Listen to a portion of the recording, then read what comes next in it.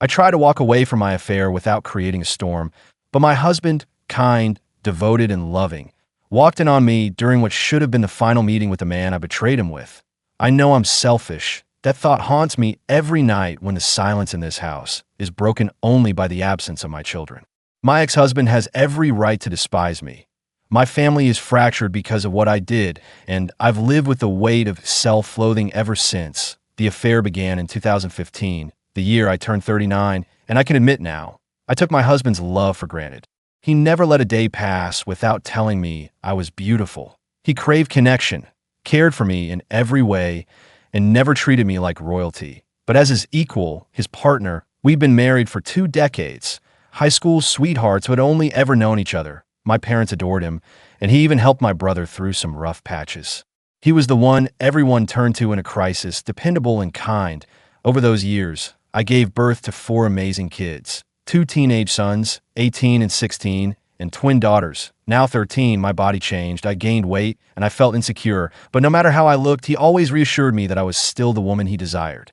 We rarely fought, but when we did, it was usually about intimacy. I wasn't always in the right headspace for it. By the time I hit 39, I threw a party for my birthday, and that night seemed to awaken something in me. After a solid year of working out, yoga, Pilates, endless sweat sessions, I had dropped from 180 pounds to 135 for someone who'd always struggled with her weight. It felt transformative. My husband joined the fitness journey too, though not as intensely. He slimmed down from 260 to 225 and started to build his frame. His attention toward me only grew stronger, but I still couldn't reciprocate the way he needed. We tried to reconnect. Dinners, date nights, long walks, even tag-teaming chores. He constantly looked at me like I was still his dream girl. Even after 20 years, most women would kill for that kind of attention. But inside, something fell off for me. I assumed it was early menopause. Maybe that explained why intimacy dropped to just 2 or 3 times a month. He wanted more than just a physical connection, and I was always brushing him off. When he suggested we try counseling, I shut it down. That's when my selfishness crept in. Right after my birthday, a new manager joined our office, and he noticed me. He was a little younger, attractive, and for reasons I still don't understand, he started flirting with me. At first, I played it cool. Then our small talk turned into something deeper. When he made his move, I held up my wedding ring to remind him I was taken. But after 2 months of his persistent flirting, I gave in and started playing along. One thing led to another, and soon I was confiding in him about my marriage. He started taking over my thoughts more and more. Looking back, I can see it clearly. It started as an emotional affair, but at the time, it just felt thrilling.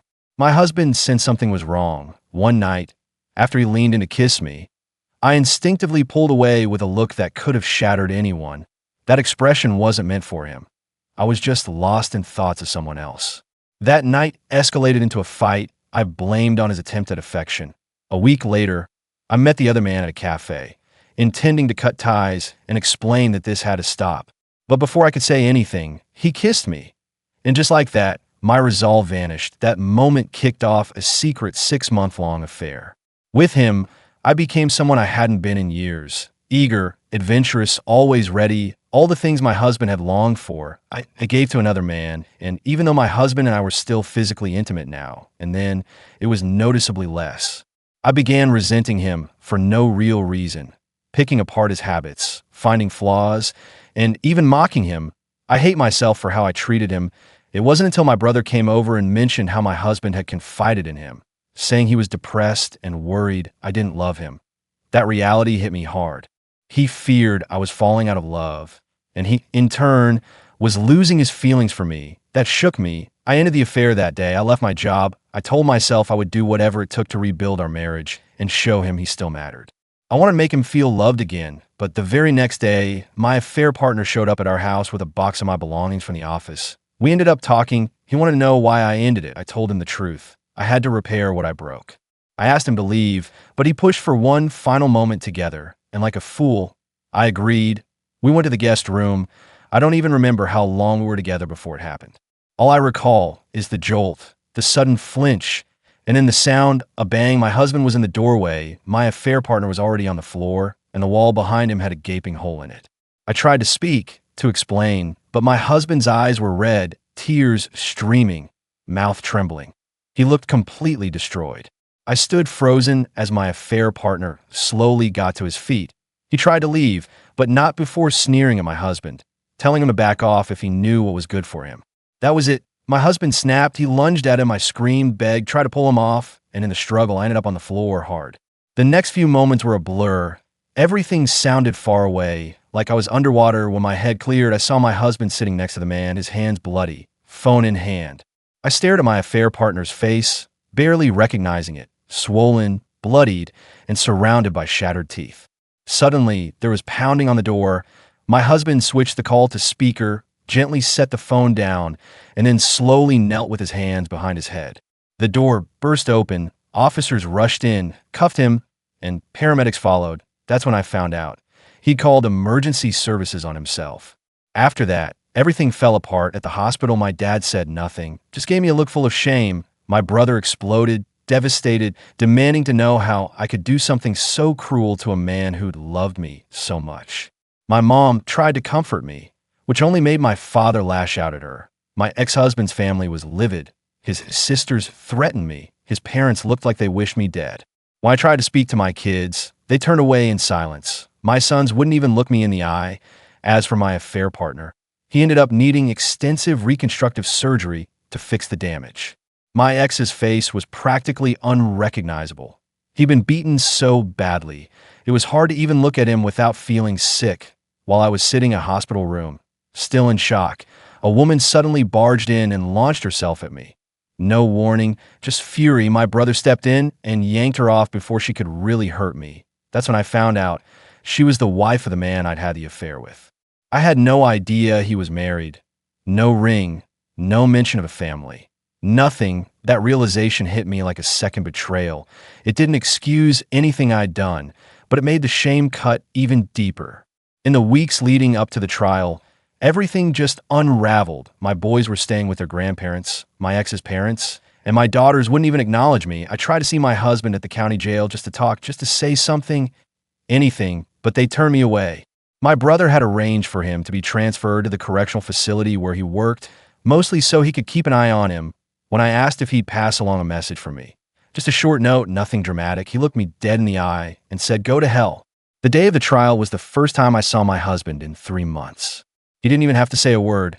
One look from him hit me harder than anything else. The rage in his eyes, the complete absence of love. After all the years we spent together, I'd never seen him like that. Even when we were angry, he always looked at me with something human. But this time, all I saw was hate. I had to excuse myself and sob in the courthouse bathroom just to breathe again. Each passing day in court was its own form of punishment. I had to sit there and spell out every sickening detail of my affair, like peeling off skin with every question. And when I admitted how long it had gone on, my husband looked like something inside him just crumbled. My father stood up in the middle of the courtroom and walked out, couldn't even bear to hear it. Then came his testimony. That's when I learned why he came home early that day. He'd planned to surprise me, lunch, a weekend getaway, just the two of us in the Catskills. He had this whole romantic plan lined up. And what did he walk into? The man he loved me for, the woman he trusted, right there in our bed. The AP tried to tell him to back off, to leave. My husband said he snapped. He struck him again and again. He only stopped when I got between them, and he threw me off. Then he did the unthinkable. He called emergency services. We listened to the 911 call in court. You could hear the shaking in his voice, the pain, the crying, the operator trying to calm him down, instructing him, and he followed it all like a machine while trying not to completely break. The man I cheated with couldn't speak for himself. He was sedated, heavily medicated, barely functional. Instead, the court showed pictures of what he looked like afterward. I nearly threw up. His face was completely destroyed, his eye socket crushed, cheekbones shattered, jaw ruined beyond recognition. They said some bone fragments were too small to reconstruct. In the end, my husband was charged with a third-degree felony, 7 years in prison. My boys cried out in court, my daughters wept, his entire family mourned right there in front of me. And all of it was my fault. The guilt was unbearable. Those first 3 months were pure hell. To make things worse, the AP's wife sued me for alienation of affection. My husband filed for divorce. Our oldest son moved out without a word. Another one just shut down emotionally, retreating into himself. And the twins? They lashed out at everything, especially me. Then came the public shaming. His sister-in-law saw me at Price Chopper and didn't even hesitate. She attacked me in the middle of the aisle, his mother. I tried to say I was sorry, and she spat in my face. My dad stopped speaking to me entirely. My brother, too. The firm where I worked started losing clients after the story got out. And eventually, I lost my job altogether. There was no income coming in, and our savings dried up faster than I expected. I ended up doing seasonal work, retail, tax help, whatever I could get. It was humiliating. Some weeks, I didn't know if I'd be able to make the mortgage. My husband rejected every visit. Every letter I wrote was returned. Unopened, I cried so often in the shower I began to associate the sound of running water with grief. My parents almost divorced over me. My mother kept defending me, saying I was still her daughter. My father, on the other hand, said I was dead to him. Friends disappeared. Some stayed neutral. Some attacked me. I started thinking maybe it'd be better if I just vanished completely. The shame was suffocating. Eventually, I gave in and went to therapy. I wasn't ready for what I heard. The therapist didn't hold back. She said I'd stop seeing my husband as a partner, that I treated him like a convenient roommate with benefits. And the thing is, she was right. I had taken him for granted so deeply that I couldn't even see it anymore. Nearly a year passed before I heard even a single word from one of my kids. They lived in the same house, but when I cooked, they'd silently collect their plates and head to their rooms without ever looking at me. I begged, I cried, I broke down in the hallway just asking them to speak to me. They never did. When my brother got married, I didn't get an invite. My kids went without saying a word. I kept trying to see my ex, hoping one day he'd change his mind and put me on the visitor list, but every attempt ended the same way. Denied. Letters kept coming back. My heart broke a little more each time. Then one day, my brother showed up unannounced. I hadn't seen him in years, but instead of reconciling, he just blew up. He told me my ex had been stabbed in the stomach during an attempted assault at the prison. In defending himself, he crushed the inmate's spine. My brother screamed in my face, "You did this." And he was right. I cried for days. I tried to visit again, tried to get updates, but everything was blocked for the next 4 years. I kept writing letters. None of them made it to him, but at least our kids were still visiting, especially after he was moved to protective custody, thanks to my brother. Our eldest followed in his dad's footsteps, same college, same major, but he never called me, never came home. He only visited his grandparents. The next son did the same. No contact, just cold distance. The twins were the toughest, but also the ones who showed cracks in the wall. They saw their dad every week, and after each visit, they came home a little lighter, a little calmer. Whenever they acted out too much, my brother stepped in, laying down the law. Still, he barely acknowledged me. When his wife had their first child, I showed up to congratulate her and was asked to leave. My mother kept me updated on everything, but my father still pretended I didn't exist. Then this past May, something strange happened. One of my sons came home, just came back. I didn't know the reason, and honestly, I didn't care. He was here, and for 4 months, all my children were around. I made every meal count. I apologized in every way I could, through food, through silence, through listening. Most of the time, they didn't respond, but slowly, they started saying things, small things, bits and pieces. And after so much silence, even a one-word answer felt like a gift. My oldest had been in a relationship for over a year. My second was thriving on the college track team. And even my daughters had started speaking to me again, watching them laugh, tease each other, and sit around the dinner table like we used to. It brought back everything I destroyed, and it only made my self-hatred grow. I missed those ordinary moments more than I thought possible. As August was ending, I was genuinely excited for the twins' first day of senior year, which landed right on their 18th birthday. I brought up the idea of throwing them a party, wanted to celebrate both milestones, but instead of being happy, they asked if we could celebrate another day. I was confused. I thought we were making progress, that things were finally softening between us. When I asked why, one of them said it straight, "Because Dad's throwing us a party, and I don't want you near him." I froze. That hit me hard. I hadn't even known he was out. I asked when he got released, and they told me he'd been out since the end of April. Good behavior. I didn't even know. That tore into me. The reason they'd been around more, acting warmer, laughing louder, it wasn't me. It wasn't us healing. It was him. They had their father back, and that joy had nothing to do with me. I asked where he was staying, and they told me he was living with my brother. I tried calling him. I needed to talk, but he wouldn't answer. So I went there myself. I brought all the letters I had written him over the years, letters that had been returned unopened. I stood outside, saw a glimpse of him through the narrow opening of the front door. I called out his name. My brother stepped in, told me to leave. I handed him the bundle of letters and walked away. But just as I reached the driveway, I heard his voice. I turned. He was walking toward me, and I broke. I cried as I stepped forward and hugged him.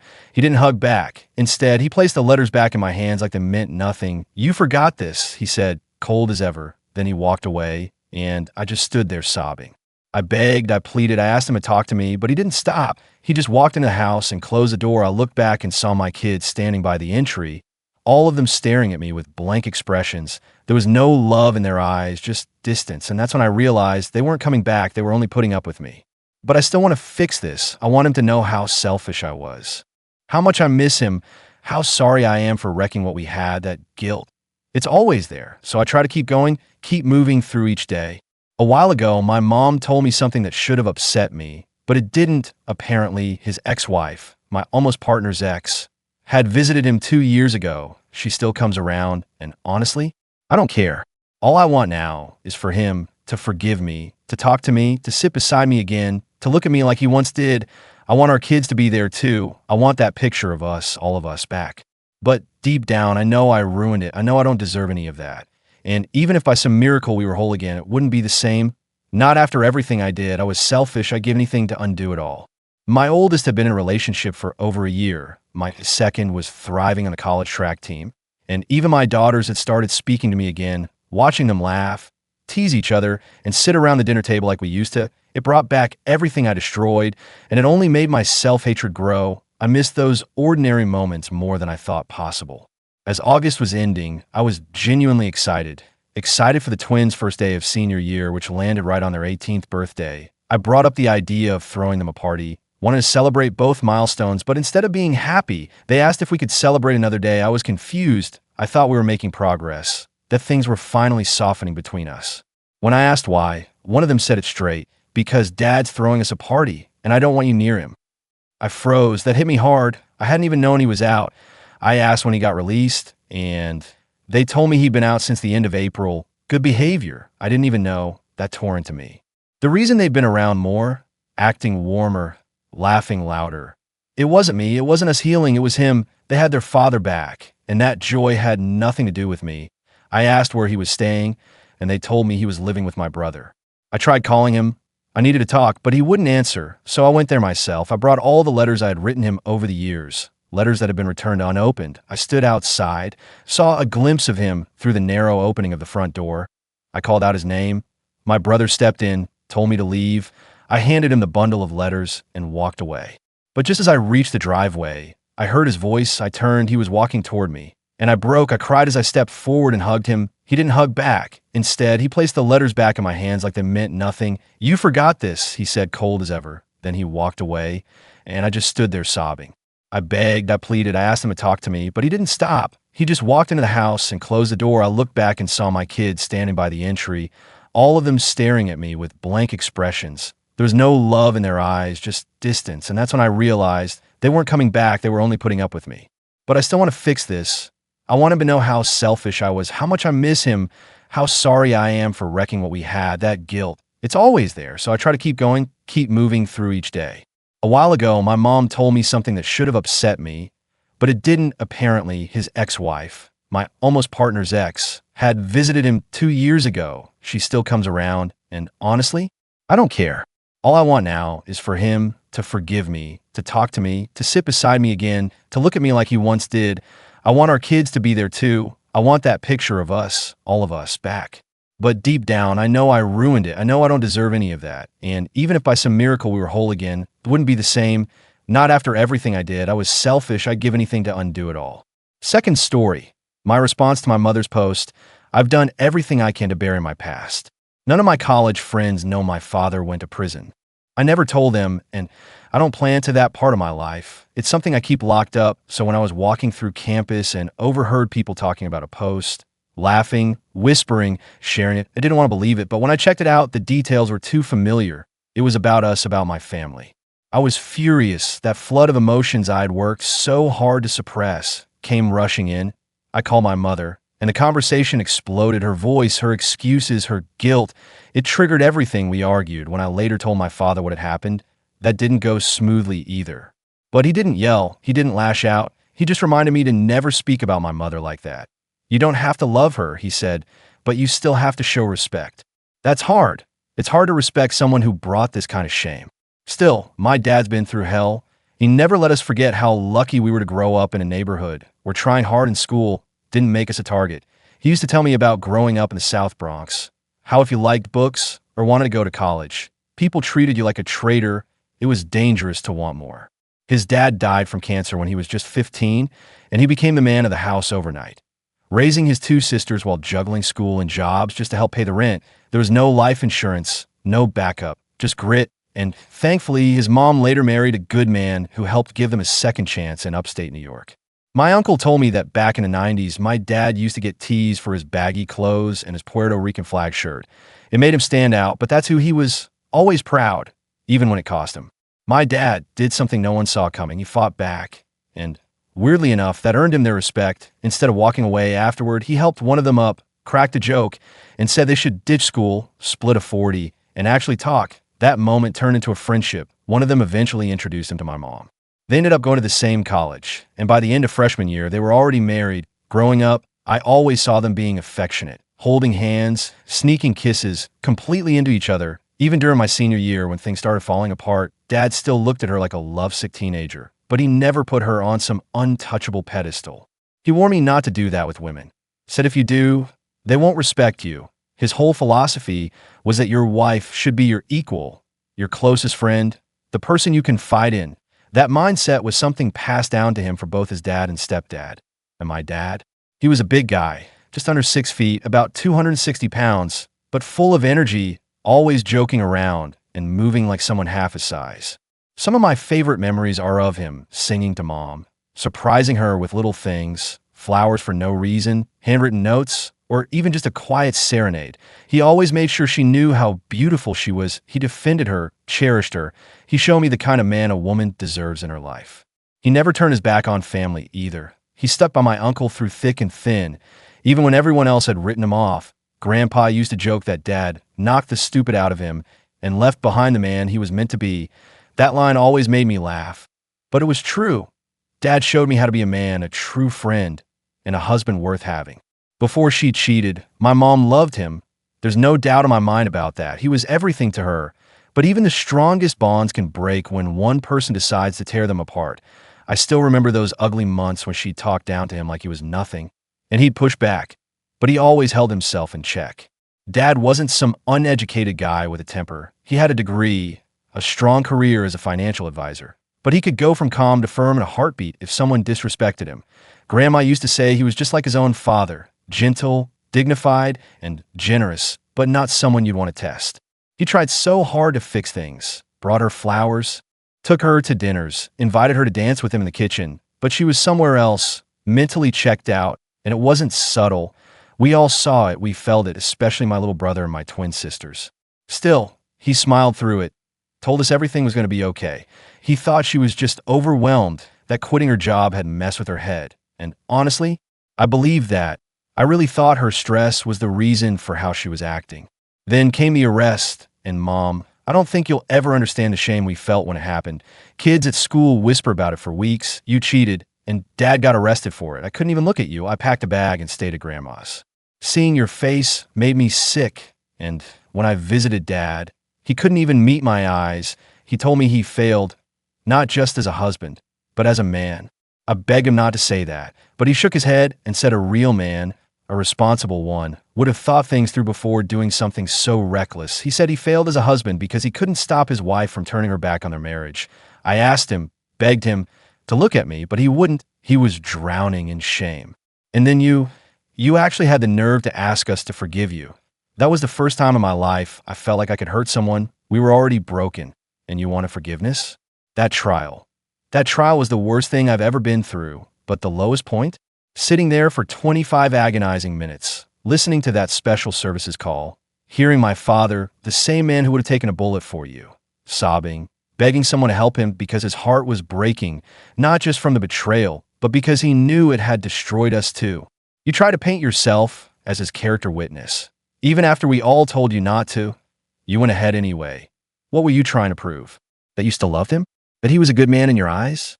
But that cross-examination, when they asked how long you'd been with the other guy, that's what killed our chance. That's what lost us everything. If we'd had a real attorney, not some overworked public defender, maybe things would have ended differently. Maybe he'd be home.